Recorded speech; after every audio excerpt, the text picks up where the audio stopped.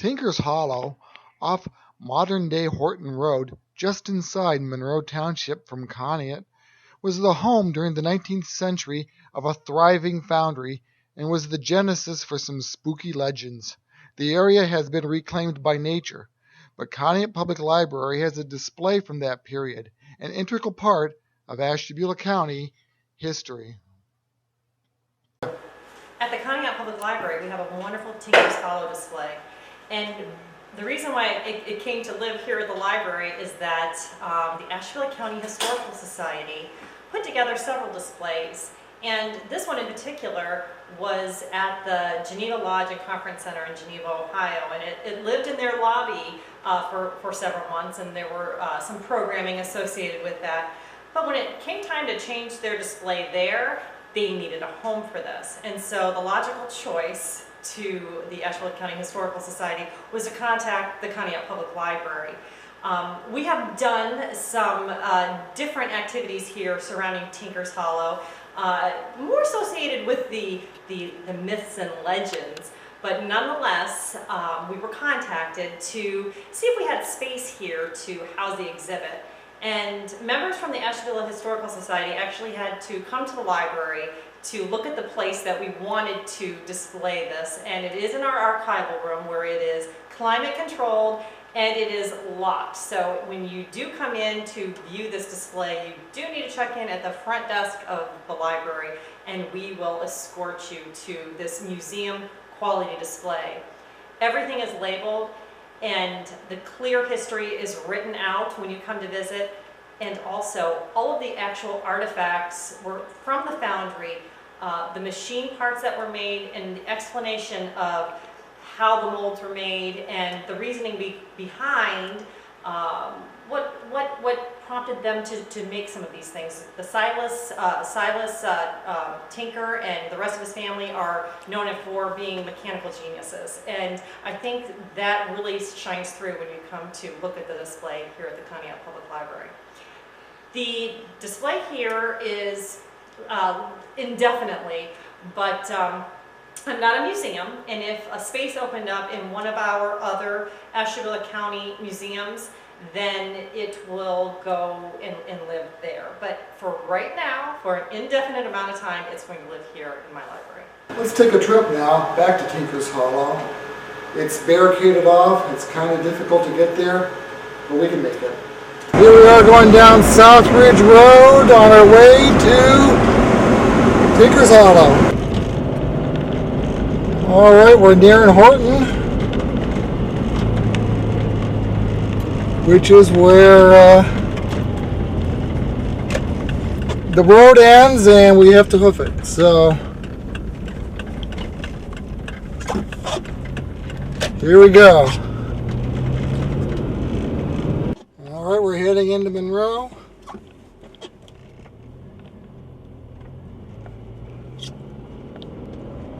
And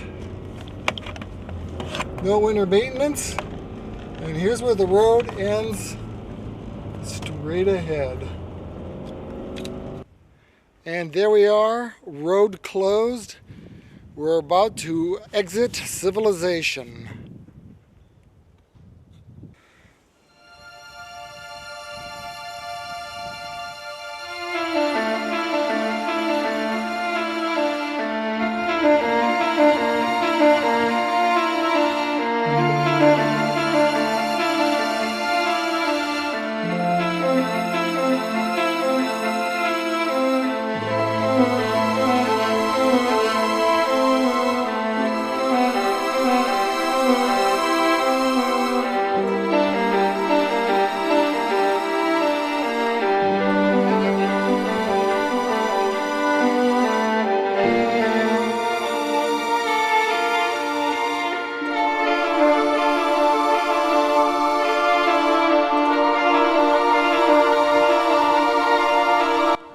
Sylvester Tinker and his brother William founded Tinker Foundry and its industries back in the 1830s. William had a mechanical mind. Sylvester was a salesman and a businessman. William used profits to build a stone mansion next to his foundry. Together they created the most perfect mowing machine of their time. It was during the Civil War, and young men were out fighting for the cause. The pair also created the first cupola furnace. They also made plowshares, tools, a steam engine, stoves, saws, sawmill, even a workable apple peeler. They discovered a way to make iron nearly as hard as steel. The brothers would go from farm to farm with their mower, which used 2 horses. Without saying anything, they would hook the mower when men were clearing the field to the skies. They would run their mower through the field 2 or 3 runs, then silently get ready to pack up and leave. The farmers would want to know how much this device cost. It was $125, preferably in gold, but wheat or flour or a steer or a cow would do as well. During the Civil War, 65 people worked at Tinker's Foundry, earning the huge pay of $3 a day. Hard to believe, but there was a beautiful house, a machine shop, foundry, dam, water wheel, and assorted buildings here. The McCormick Reaper outdid the Tinker mower in the 1870s. By 1929, the operation came to a halt. By the 1950s, the fine house was demolished, and there's virtually no sign of the complex that thrived for about a century. And now, for the spooky stuff.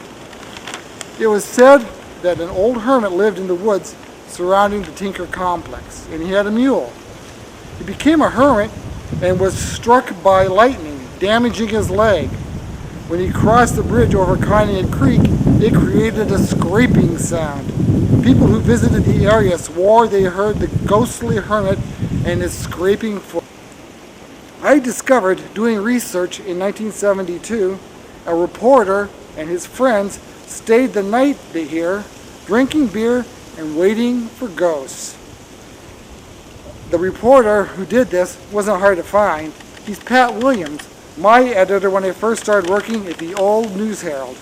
Today he hosts a cable TV show, AM Live. Conveniently, the studio is adjoining my office out in East Conneaut. So I interviewed him about that night more than 40 years ago. Gosh, it's been so long ago. It had to be like 71 or 72.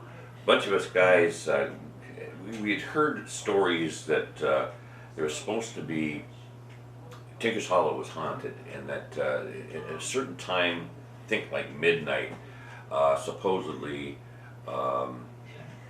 some kind of man with a donkey was supposed to walk across the bridge there at Tinker's Hollow.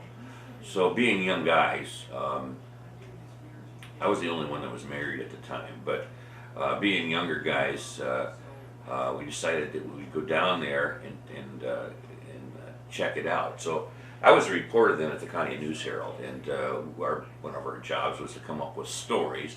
So I pitched it to the editor there, and I said, I could go to Tinker's Hollow and do a story on this. People love ghost stories. And she said, "Yeah, go ahead." So we went down there, and I don't know if it was a weekend or what, but we went down there. Of course, being young guys, we brought with us a bunch of beer. So we were down there, and we were waiting and actually going through the whole thing, and you'd hear different movements and stuff, or things that you thought were coming across the bridge. It was all in our heads, basically. But what's ironic about the fact, these same guys and I went looking for Indian mounds, and I did a page 1 story on that, and we never did find an Indian mound. As a matter of fact, we got lost doing this. That was a separate time. Mm-hmm. What's kind of funny is there's an Indian mound right at Tinker's Hollow. It's right there, but we had no idea what to look for. Of course, we were there at night. It was dark, and we stayed there probably until 1 o'clock in the morning. Did we see anything? No. Heard some crazy things out there, but if you've been out there before, it is kind of scary out there because it's pitch black. The creek is right there, and it's closed off now, I think, Bob. I don't think it's open to traffic. No. There's barricades up. You have to walk. You have to walk down. and it's posted. You're not. I mean, back in those days, we used to fish down there. We used to film 8mm films down there. We utilized Tinker's Hollow a lot, but they didn't do anything to us. I think now you could be arrested for trespassing down there. But yeah, nothing ever happened. Ironically, about 7-8 years ago, somebody sent me an email and said, "Do you know that you are in a book?" And I got a couple phone calls. Some girls wanted to ask me some questions about it. They were interested in it. So I went to the site where the book was located, and sure enough, there I am mentioned as a County News Herald reporter, and I'm quoted in this book, and I'm like, geez, that kind of was like, we went down there, I made a story out of it. It was a non-story. There was nothing to report, but we used it and had some fun with it, and it ends up in a book. You know, of all the things I've done in my career, that ends up in a book. I mean, it's Something where nothing happened. not something where nothing happened. And you know what? You've been there, Bob. Yes. Where you're writing a column type story, and it's a non-story, and that's what that was. But for some reason, people like to read ghost stories, and that's what happened. You know. So would you go back again and do that? You know what? I am into that kind of stuff. So yeah, it intrigues me. And quite frankly, I've covered a real life murder down there. I think the year you started at the News Herald in '76. But that stuff intrigues me, and for some reason, it brings back a lot of memories going to Tinker's Hollow. Just standing on the bridge, looking out over the creek and all that sort of stuff. Yeah, I'd go back.